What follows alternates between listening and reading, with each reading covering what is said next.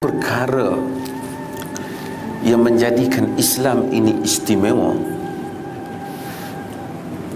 Islam tidak pernah meletakkan perantaraan antara manusia dengan Tuhan. Islam tidak pernah meletakkan sebarang perantaraan untuk insan berhubung dengan Tuhan.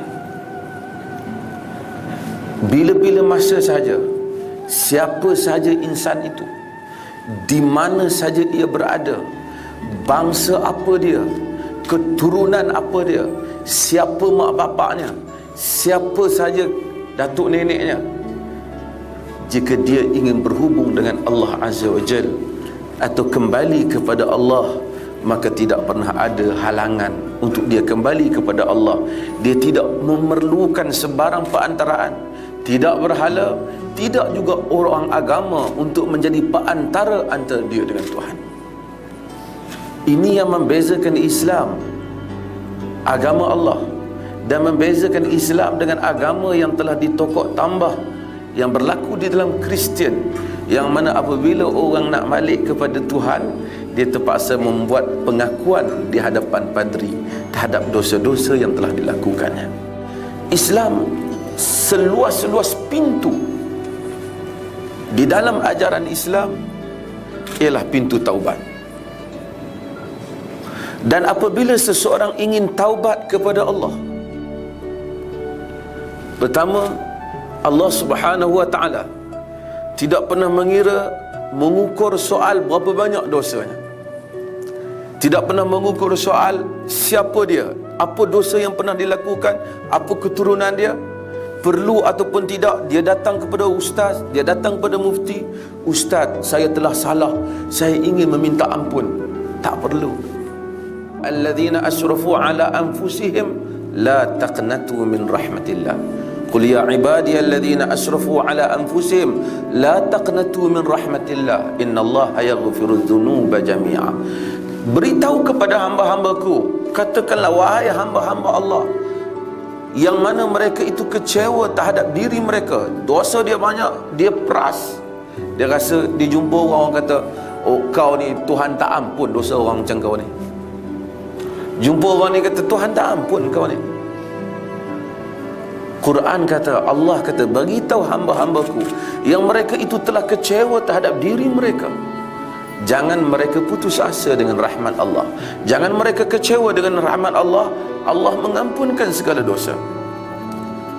Dalam hadis Qudsi, Nabi SAW sebut, Allah kata bahawasanya, wahai hambaku, jika dosamu itu sampai ke puncak langit, dan kemudian engkau datang kepadaku, engkau mohon keampunan padaku, aku ampunkan engkau wahai hambaku, aku tidak peduli. Langit kita tak tahu sampai ke mana, tetapi jika dosa memenuhi langit, bayangkan sebanyak mana. Kalau dia minum arak 70 tong pun barangkali tak sampai ke langit. Tetapi Allah menyatakan, wahai hambaku, jika dosamu itu sampai ke langit, banyaknya daripada bumi sehingga ke langit, kemudian engkau beristighfar, engkau pohon keampunan daripada aku ampunkan engkau, aku tidak peduli. Orang datang kepada Nabi, Ma'is bin Malik datang kepada Nabi, dia berzina. Dia kata, zanaitu ya Rasulullah fatahirni, aku berzina wahai Rasulullah, bersihkan aku. Nabi tak tengok dia, Nabi pusing. Dia datang, riwayat Bukhari dan Muslim mengira 4 kali dia buat akuan depan Nabi. Nabi tak nak tengok dia. Al-Imam An-Nawawi rahimahullah ta'ala, dia meninggal pada tahun 676 Hijrah, dia mensyarahkan Sahih Muslim.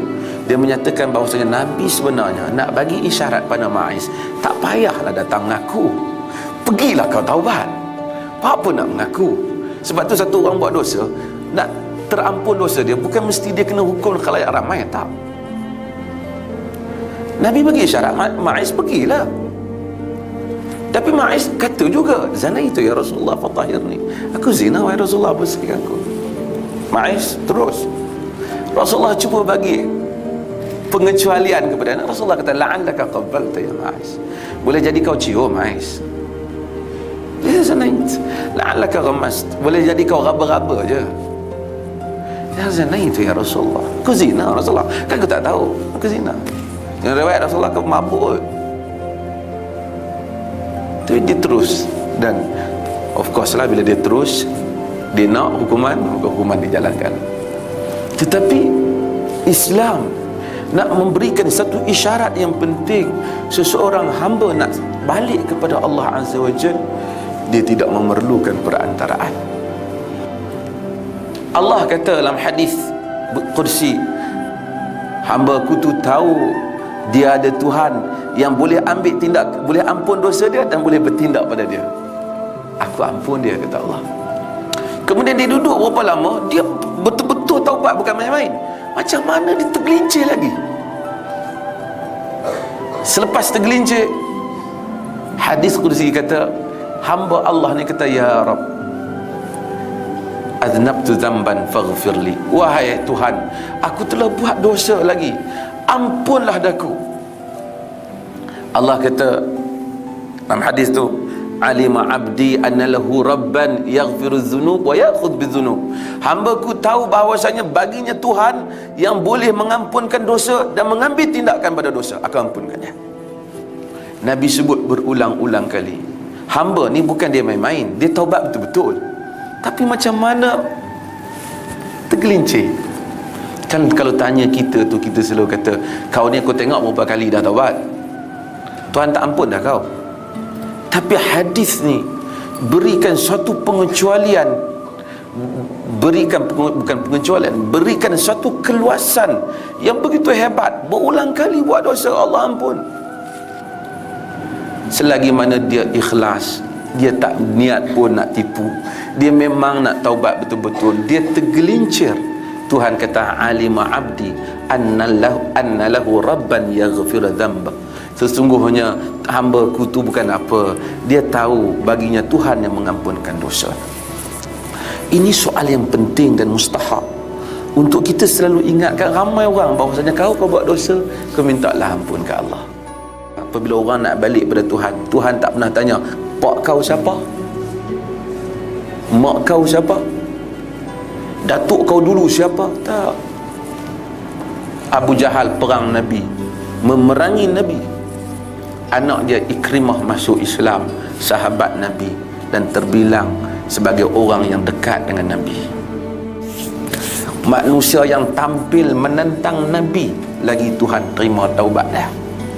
Ini kan pula manusia jalanan. Walaupun kita kata tak, benda tu memang tak baik, dia berzina, dia minum arak, tapi kalau dia nak balik kepada Islam, tidak pernah ada halangan antara dia dengan Tuhan, sama sekali tidak ada. Soal doa, doa ni manusia minta kat Tuhan. Bila kita minta kepada Allah, percayalah bila orang tu minta betul-betul kepada Allah, Allah bagi. Tak ada doa Allah tak bagilah. Ini bukan sesi saya kalau nak ceramah doa sejam, tapi tak ada doa Allah tak bagi.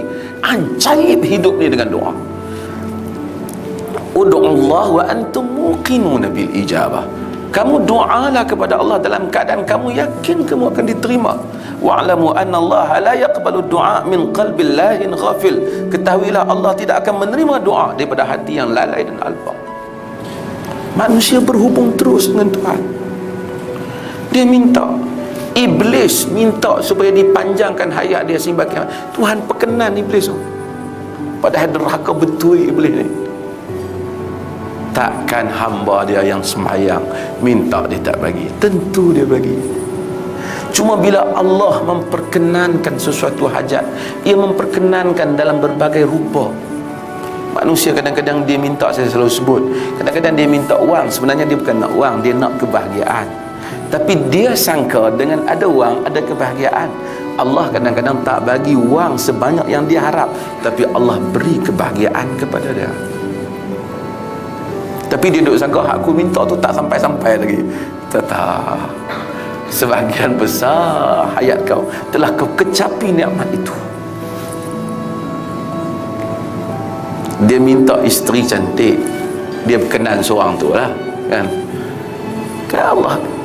Allah tahu mungkin tak baik untuk dia, Allah bagi juga isteri kat dia, tapi dia kata bukan aku doa itu, tapi yang Allah beri itu lebih baik untuk kehidupan dia, lebih baik untuk kebahagiaan rumah tangga dia, lebih baik untuk dia meneruskan perjalanan itu. Namun Allah menghampakan hamba tidak sama sekali.